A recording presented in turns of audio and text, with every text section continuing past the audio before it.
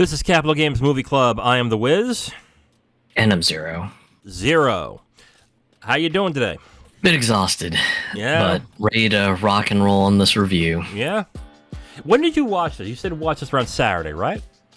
Yeah, Saturday night. It was kind of weird because I was jamming pretty hard on Dying Light 2, and then all of a sudden it was one of those moments where I just completely lost all motivation. I was just like, I really don't want to play this right now.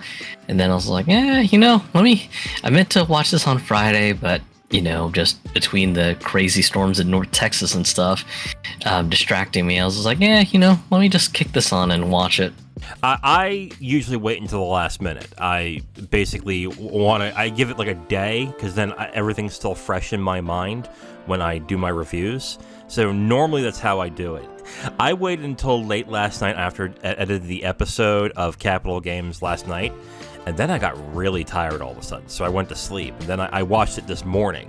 We'll discuss my thoughts on the film, but anyway, we are talking about the 2000 film Yi Yi, directed by Edward Yang. The reason why I chose this is because an article came out on The Hollywood Reporter of the best 50 movies of the decade, and I thought this was going to be a list that was pretty rudimentary, something that I wasn't going to be surprised by. I thought movies like Mulholland Drive, Get Out, Spirited Away, Brokeback Mountain would probably be number one. But Yi Yi was number one, which really surprised me, because Yi Yi, even though it's a film that a lot of people praise, don't end up on lists of best movies of the century, best movies of the decade.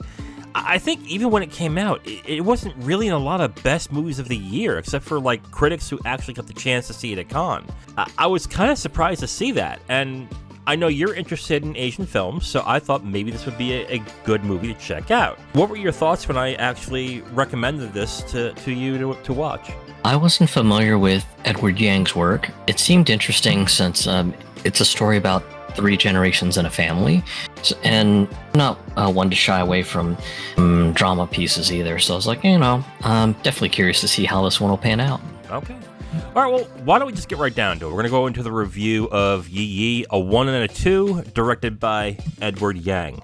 This is one of these reviews that I'm going to have a hard time with. I don't know if you are going to as well. But this reminded me a lot of when I saw the movie Y Tu Mamá También when I was really young, I was 18. Y Tu Mamá También got a lot of praise for that movie, and I didn't understand it. I only took it as a sex drama, and I'm getting that same feeling from Yi Yi. Not that it's a sex drama, it's a family drama. A part of me wants to kind of dismiss it outright and say, well, okay, it's a good family movie. It's a good, not family movie, but a family drama. A drama about family. But even as I'm saying that, there is more depth to the movie than I wouldn't be able to give it credit for. So I'm kind of at an impasse here. As far as watching it, it was interesting, but at the same time, it was kind of frenetic how they sort of jump between stories between the 3 generations within the family.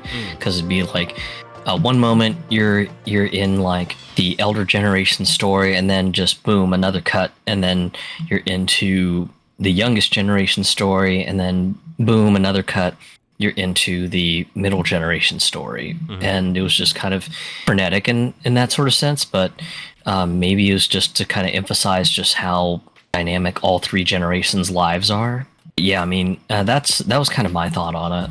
Yeah, I could see how you can feel about that. It does go from place to place to place a lot, but I think where it does that well is that some movies that have a frenetic pace to it, or not a frenetic pace, but edits all the time to go from here to here to here, there are no through points to where they go across, or there's no attachment to where, let's say we go from one character and then suddenly we're at this character, and there's really no reason as to why.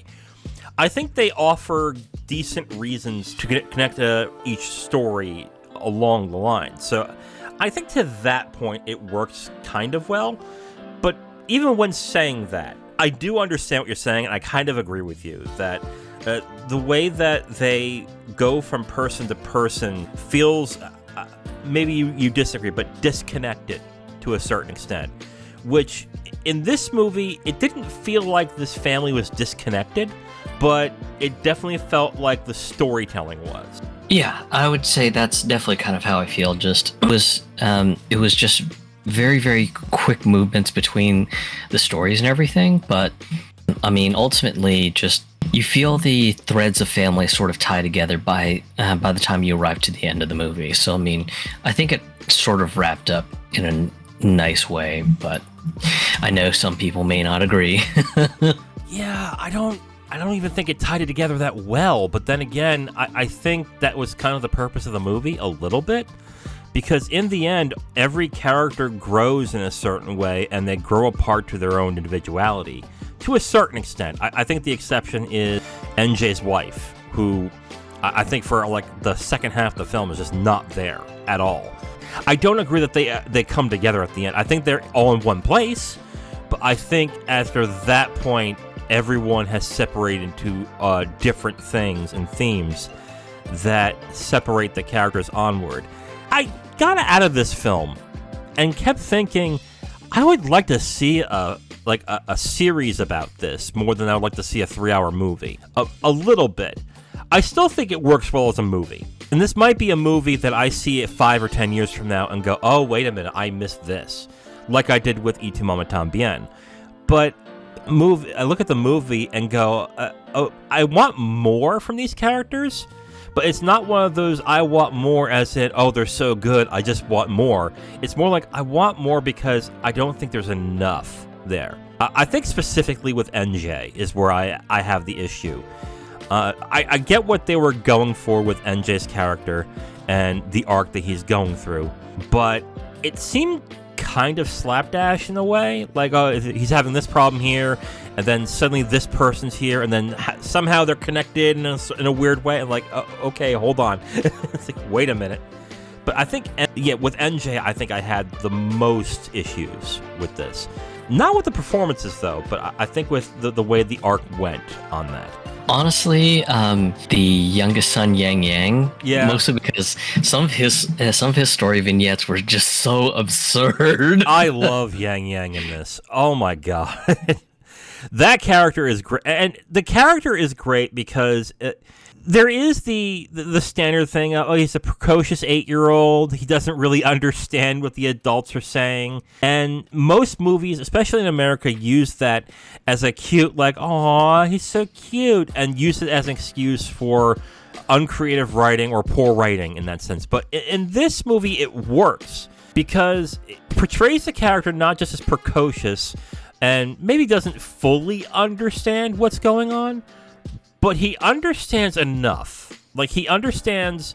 He's not a dumb character, which is what a lot of bad writers do in films with kids, is that they just say, okay, well, let's just make an adult and make him stupid. But because he's a kid, it's okay. That's not what they did here. There was a key scene that we'll go into spoilers that I think really cements that with me with Yang Yang. But I would have liked to see a little more with Yang Yang in this as well.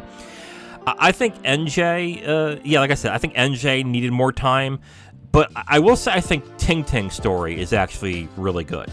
I actually really like what they did with Ting Ting in this. Yeah, that one was a really, really solid story, especially where it just takes a wild turn at the end. It was just like, whoa, Jesus. Yes, absolutely. We've kind of went all over the place with performances, writing, and directing, so let's just get to the theme of the movie. And they say it in the beginning of the movie, in something that the father said to Yang Yang, and is that you can only see what's in front of you, not behind you. And that's also, I guess, a saying of you don't know what's happening, even though you do know what's happening. Is that where you kind of? Is that what that sounds like, or do you have a better definition for that? I think it's that, but also just it's sort of one of the things that NJ explains to his son Yang Yang, that just you shouldn't be quick to judge if you didn't see something happen. And I guess it's kind of NJ's way of telling Yang Yang, hey, don't take people at their word. just you need to see things happen in order to make a judgment call and everything, because just that's kind of how Yang Yang operates through the entire movie. He just wants to sort of see things firsthand. He wants to do things firsthand. Right. And it also goes into what happens in the beginning of the movie with Yang Yang and what he is going through. But yeah, I think the themes that they use in this movie are strong. And I think when I watch it in multiple viewings, I think the thematic qualities of the film will probably shine more than I would say the characters and the writing in this. But I think the theme that they go for in this is actually the key highlight in this, and where I think a lot of people end up enjoying this movie. So this will definitely be a movie I think I will watch again in the near future, just to see if I get something else out of this. The main theme that I see is just sort of it seems like a trio of vignettes over 3 generations of a family.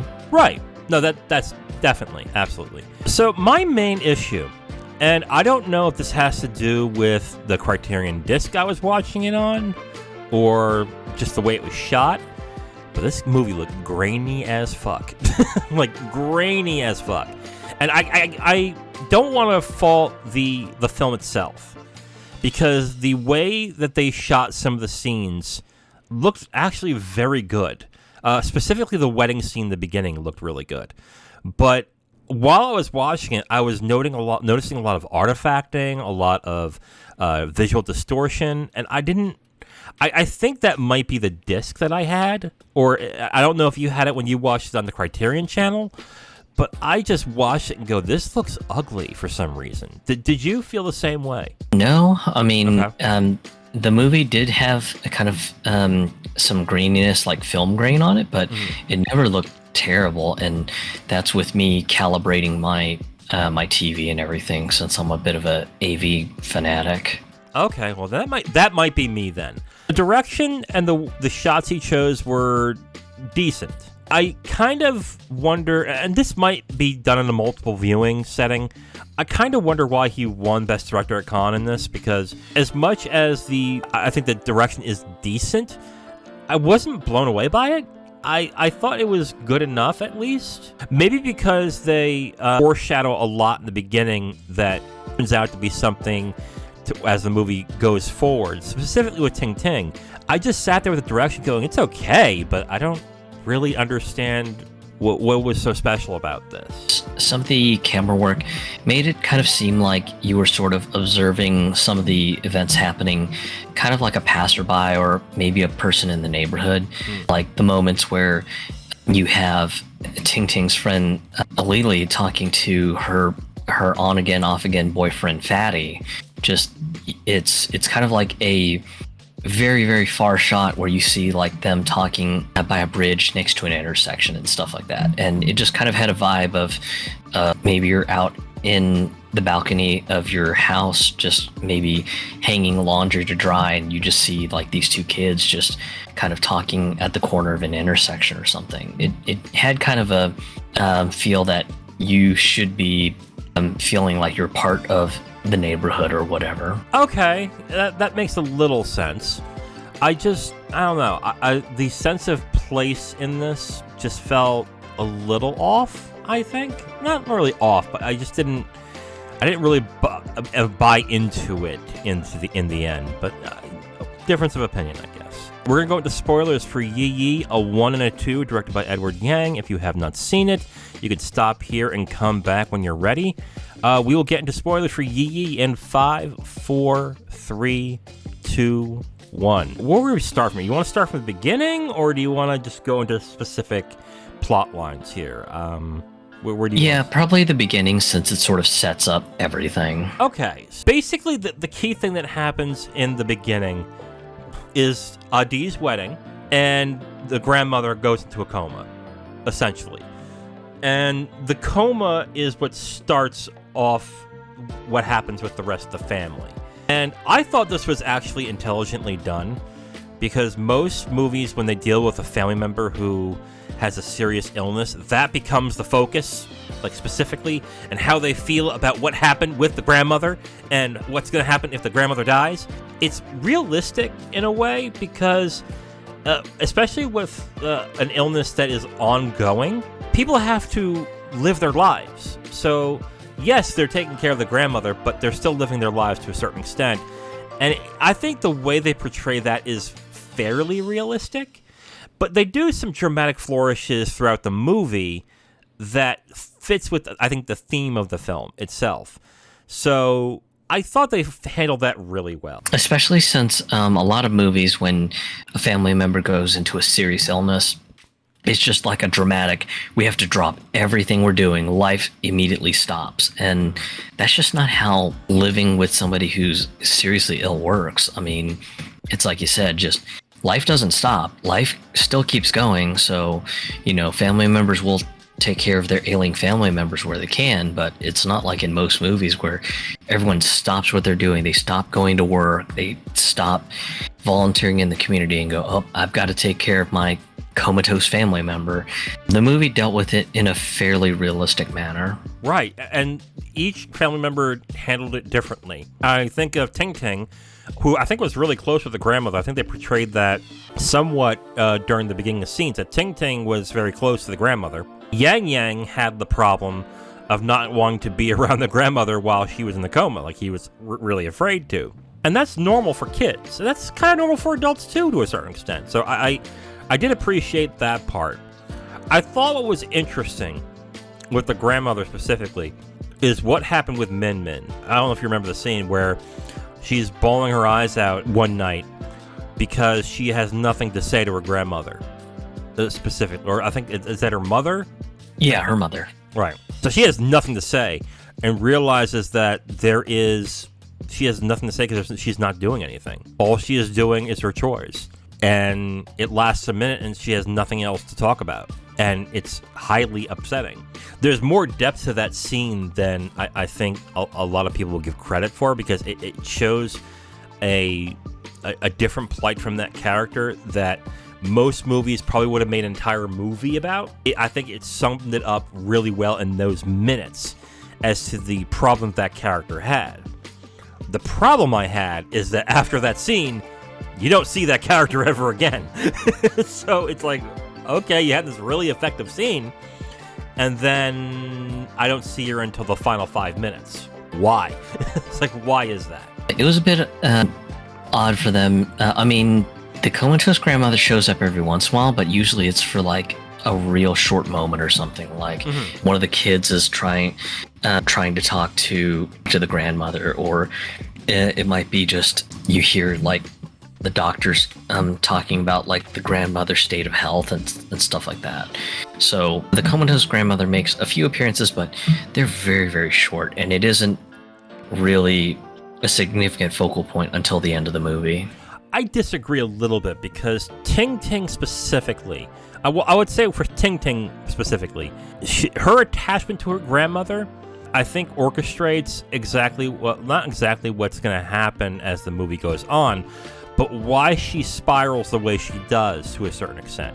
She looks for it because she was attached to her grandmother, so when she's not around and she's not getting better, she feels guilty because she feels like she did something wrong. And her overwhelming guilt to not being able to help her grandmother leads her to want to find other attachment, which is what eventually happens with Fatty in this movie. And let's get into that a little bit. At first, when they were trying to pair Ting Ting with Fatty, I was like, oh no, this is going to go dark, isn't it? But it surprisingly didn't go as dark as I thought it was going to, which on the one hand, I was kind of happy with. I think Ting Ting's story is probably the better of the three, even though I really like Yang Yang in this, but there's not enough of Yang Yang in this movie. Ting Ting specifically really has an affecting story, especially when the relationship with Fatty starts to deteriorate her friendship with Lily, and what ends up happening as time goes on through that dynamic. It was interesting because, of course, just Lily ends up talking with Ting Ting, and they start kind of opening a friendship and everything. And then, of course, things with Lily and Fatty just spiral out of control, and just they end up breaking up, and Lily's just kind of like like, I don't want to talk with him. I don't want to deal with him. And of course, just he goes into complete desperation mode and just flags Ting Ting down, going, "Hey, I need you to act as an intermediary and bring these like apology love notes back to her." And then Ting Ting gets just frustrated with it. She's like, "Dude, I'm not doing it. I'm not your go-between. You and her need to solve this, and you need to frickin' fix it." And just after a while, just he ends up falling for Ting Ting, and it's just like, oh no, just is this just going to be like another little rebound sort of relationship? And then while this is all happening and everything, just you got this one moment where Lily ends up finding out that her teacher is sleeping with her mom, and freaks the fuck out, just like absolute like just meltdown and everything. And that little detail comes into play so much more later. And then just kind of funny because of course just while Fatty and Ting Ting are just kind of going out and everything, by second date just they check into like a love hotel sort of thing, and just all of a sudden he ends up hesitating and he's just like, "This doesn't feel right. I gotta go." And then just bolts out the door. And it was just like, wow, my God, does he have morals or something? I know. I felt so terrible for the character. Oh my God, for Ting Ting specifically. I was like, oh my God, that's gonna be awful. Yeah, and the part that my thought during that was, my God, did Ting Ting dodge a bullet? Jesus. Definitely. Another thing that I think American movies do in this would do in this specific situation is they would show either the girl would bust out crying in this emotional mess, or there would be some kind of revenge plot on top of that, and that's not what happened here. And I don't know if this is cultural or if this is just how the character operates, but the character is much more mature about it than I would expect somebody her age to be in this. And I really like what they went with the character in this. She did get upset. I think she talked about it a little bit with her grandmother, or tried to with her grandmother, but I think it resonated a lot more that I guess she took it in stride a little bit, and it made me like the character a lot more because of it. It made me appreciate that character quite a bit more. What did you think of what happened at the end with Ting Ting, Lily, and Fatty? God, it was so wild because, of course, just after the whole love hotel thing, just Ting Ting sees Lily getting back with Fatty, and it's just like, oh God, that's what this is, just an on-again, off-again relationship. And then, of course, just I guess Lily ends up dumping him again, and then he ends up desperate with Ting Ting, like, yo, we can get back together, it'll be great. And then just she ends up kind of saying, I'm not really interested, but I'm cool being friends. And he just loses it. He's just like, go away, just go the fuck away, and just completely just loses it. Just the fact that he's lost both Lily and Ting Ting. And then of course just Ting Ting's super depressed about this whole thing, and she's just like, I just want guidance from you, Granny. Just please, just if you could just wake up and give me guidance. And then the next day, like, she ends up being like summoned by some police officers at her school, asking her if she was acquainted with Fatty at all. And she's like, I knew of him, but just I don't think we were very close. And they're like, oh, well, yeah, he was involved in a bit of a murder. Yeah. And then it was just like, oh God. And then of course, that's when the movie flashes like some TV and news articles going, yeah, there was a young man named who was nicknamed Fatty, and he ended up killing this teacher who was apparently in a sexual relationship with Lily and her mom. Yes. It's like, whoa. Shit. Which makes sense as to why she freaked out so much about that man sleeping with her mom. Like that's when, like, and that's, I think the big theme of the movie is you don't understand exactly what's going on until you know all the information. And I think with that story specifically, the film portrays it perfectly in there. And when the murder happened, it was like, I'm with you. It was like out of nowhere. Like, wait, what? It's like, it's crazy. Where did that come from? But then if you think about the theme of the movie, it makes sense. And I think after that, Ting Ting specifically, I'm going to say she dreams that her grandmother wakes up again. Because it's very much a dream. Right. So she can no longer feel guilt about what happened and not suffer through what exactly happened with Lily and Fatty.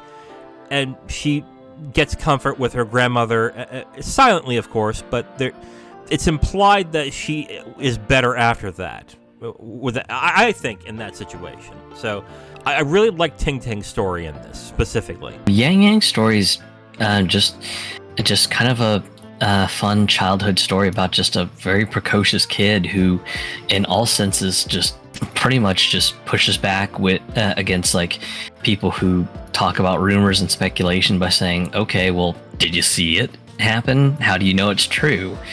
And it's kind of, he's also kind of got like a childish naivete about his way of living through life and everything.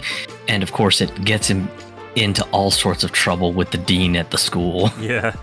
I particularly like the scene where the dean thought he had a condom in his pocket. Like, what is oh my god! Like, I thought it was like, there better not be a condom in that 8-year-old's pocket. That's just like, ew. And then when it turned out to be like an unblown up balloon, I'm like, that's fucking ridiculous. But okay, sure. I like how that character signifies, I think, the theme the most through his pictures.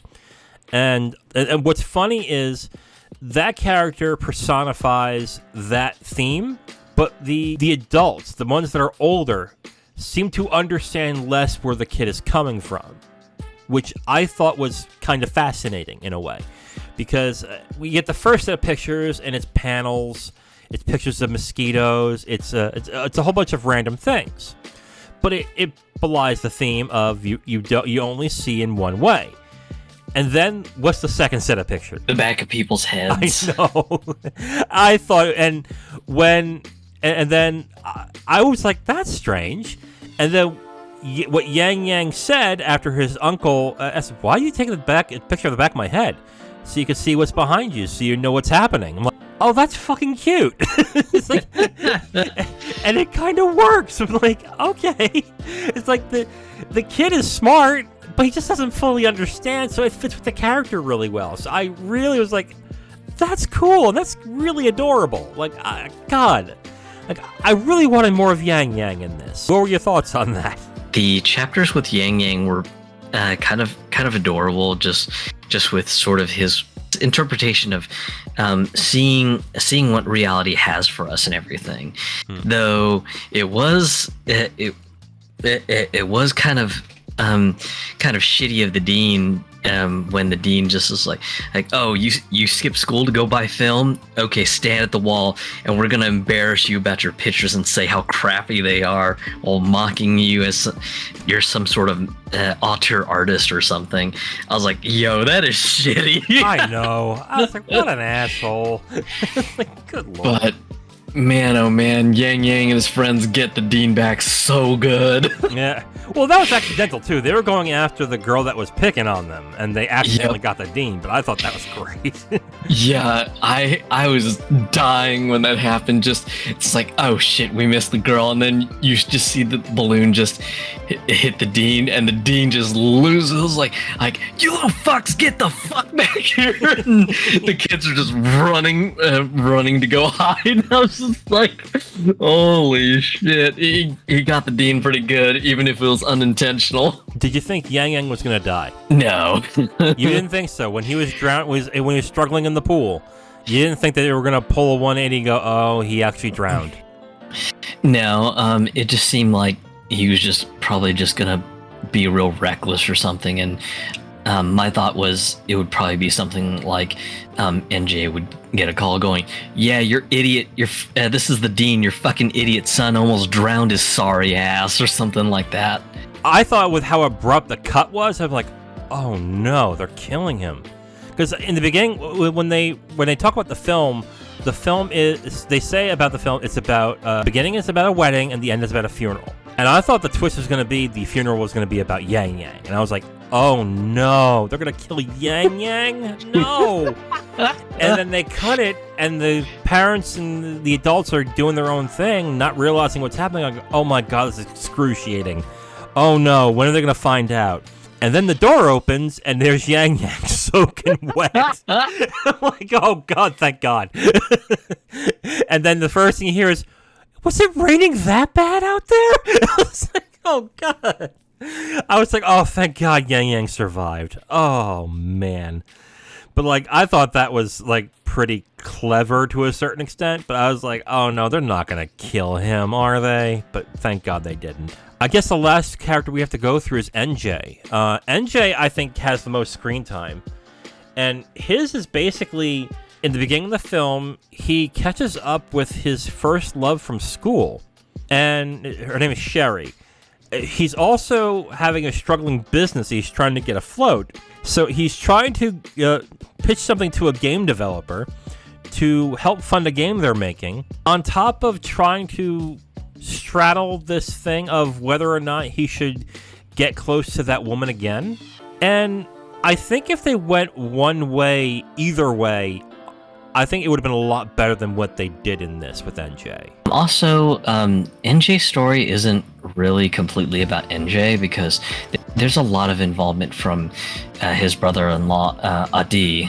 I mean, the start of the movie, Adi is getting married to his wife, and then, of course, just hit on trying to get through to the wedding ceremony stuff. Just his ex-girlfriend Yun Yun shows up and starts like causing a fucking scene.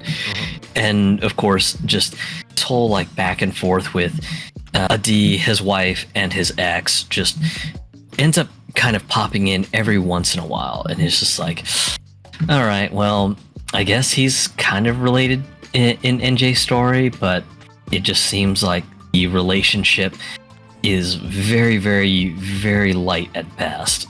I think it's more of he is in the story to a certain extent, but he's in there not because NJ. It doesn't seem like NJ wants him there. It's because there's an obligation for him to be there. Not only is he part of the business, but he's family. And a lot of people, when it comes to family, is like, well, you have to stick by family. I think that's why Adi is there too. In that, and it's also to show the differences between the two characters. Like they both run the business, but Adi is much more irresponsible, I would say, whereas NJ is very responsible and very about doing the right thing and family and honor and things like that. I think that's the main juxtaposition from there. But the second half of the movie, they spent a lot of time with NJ and Sherry and their relationship before he got married. I guess the question I have really is why? Why was that part really necessary in it? Either you have that part, either just do that and flesh that out, or you do with the business part and flesh that out. And because they kind of try to mix the two, like for some reason Sherry was there with Otto, or is it it's Mr. Otto, right? Or is it Mr. Ota? Mr. Oda. Thank you. Otto was the knockoff. Got it. I forgot. Ato, yeah, and Ato ends up being a woman. Yeah, right. I didn't understand, like, why are they the three of them together? Like, I don't understand why. Like, that doesn't. Well, it was kind of one of those sort of coincidences of just NJ has to go to Tokyo to talk to Mr. Oda, and then he'd remembered that Sherry was saying that she was flying over to Japan too. So it was just kind of like you're going to Japan, right? Well, I'm going on business. Let's try to sync up or whatever. Yeah, even so, like, it just seems so contrived to do that. I just wish that the film with NJ specifically decided to go one way instead of trying to mix the two, because it kind of deflates both stories to a certain extent, for me at least. It just sort of jumbles things up because, like, the business end doesn't really get to have much development. And then, of course, just, at least from my thought, it just seemed like NJ was sort of trying to close out that part of his life, whereas Sherry is trying to reopen that part of her life and everything. Right. And of course, just it's kind of one of those things that just because NJ's story is split down the middle between these two chapters in his life, sort of contending for his attention, they both end up weaker as a result. I agree. I absolutely agree. And you could have an interesting story both ways. And I think maybe the smart thing to do was to go the Sherry route. While his wife is in the mountains trying to get spiritual healing, I think that would probably have been the better thing to do on that one. They would have to rewrite the wedding scene because Adi is attached in a way with an NJ at that point. But I think that would have been better if they would have just stuck with the Sherry plotline, because with the business plotline, I don't think it really works very well in that. It could have, but I think the Sherry plotline would have worked a lot more with the other plotlines that were going on throughout the film, since they're more personal in nature, and the business one really is not, unless you can make it more personal than it is. End is interesting, especially because just Min Min's mom finally passes away. Mm-hmm. And of course, just during this whole sequence, just Min Min returns home to finally unite herself back with the family. And of course, just you've got everyone at the funeral just paying their respects and everything. And of course, just Yang Yang, who has had complete trouble talking to his comatose granny the entire movie, finally finds the strength within him and recites a poem right in front of her funerary shrine, and talks about, just all the times that they spent together and hoping to find where she left when she passed on.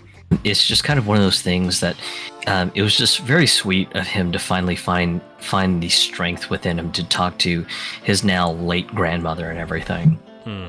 Yeah, that was a sweet end to the movie, really. I don't understand the flip out that happened in the funeral, though. For the most part, I did like the movie. I was expecting more of an emotional resonance to it than I got. I think that's hampering the enjoyment I had with it. But then again, like I said, it's happened with me with other movies before, and this seems like a movie where if I watched it again in another 5 years, I might get more out of it.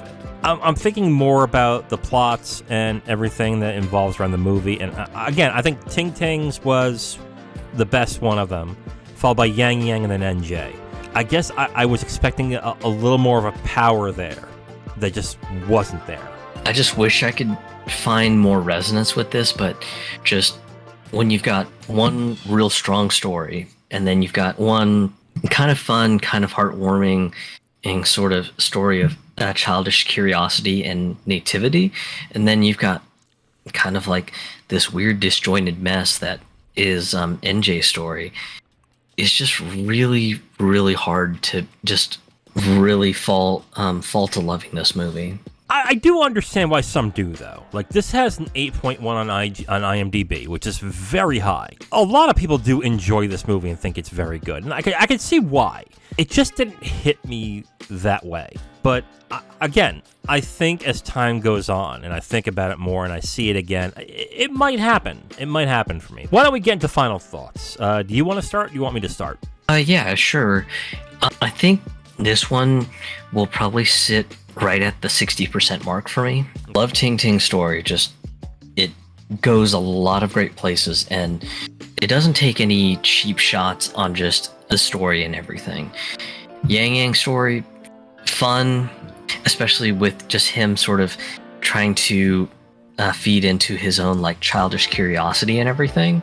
And NJ's story, there was great potential, but by splitting his story into two sub-pieces, I think it just weakened both pieces instead of making a stronger, cohesive narrative. But yeah, I mean, overall, it's not a bad film. Just it just is. NJ's part is just the weak spot that just breaks everything. Yeah, I have to agree with you, but I'm going to give it a little bit of a higher score. I'm going to give it 3.5 because I actually really liked Ting Ting and Yang Yang's story so much that I think it elevates it a little bit more than I think 60% or will be 3 stars on my end. I'm going to give it 3.5. And also, I think that there is a possibility that if I watch it more, I might get more out of it and thus enjoy it a lot more than I did in the first watch. But I agree with everything you're saying. Ting Ting's story is great. I like Yang Yang a lot, even though there's not a lot of Yang Yang there. But NJ's story does kind of break things a bit, and kind of, I wouldn't say slows the movie down, but it does kind of disjoint the movie to a certain extent. And I thought there was going to be more resonance and power to it than I thought that there was going to be, and it just turned out not to be there. Again, this might be, and I'll say it again, this might be something that I'd come back to and then say, oh, actually, I missed this, so I now get what everyone's talking about. But I come across this as, this is a good movie, I will say that, but to the praise that it's getting right now, I don't see it.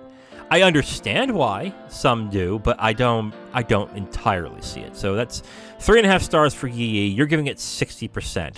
Kind of surprising, because of all the praise I've heard about this movie, I watched it and and again, it's not like I was watching and go, I don't get what other people are seeing. I understand it. I just don't think it executed as well as I think people have said it did. Definitely in the same mind that just the execution could have been better, but the pieces that are strong, which in my mind are Ting Ting and Yang Yang's stories, the strong parts are great. Just NJ's part is just so badly divided up. Whereas if they just had focused on one aspect of his life, I think it would have been just so much stronger as a result. But it is what it is. Yeah. I think what we're really saying is we want a whole movie about Yang Yang. I mean, would you be against that? No, especially just with some of the shenanigans he went through. It was just like, oh my god. Yeah. Next week, we're going to do another movie that is based on Asian culture, but it's not by an Asian director. This is another movie I've heard nothing but great things about, and I know you haven't heard of it you haven't heard of this until I mentioned it to you, correct? Yeah. Okay. And I don't know if you know the person that it's based on, but we're going to watch the 1985 Paul Schrader film, Mishima, A Life in 4 Chapters. This film needed the help of Francis Ford Coppola and George Lucas in order to get made. For Warner Brothers to make it, I think is what happened. But since it was released, it has gained a bunch of praise. Critics really like it. It's on the Criterion Collection. It's gotten praise from here to the sun. So I am really interested in checking out Mishima in 4 Chapters, A Life in 4 Chapters. It definitely seems interesting. I'm definitely going to be very curious to watch it. Okay. Are you familiar with the person it is based on? No, not at all. Okay. Well, this is going to be a learning experience for both of us.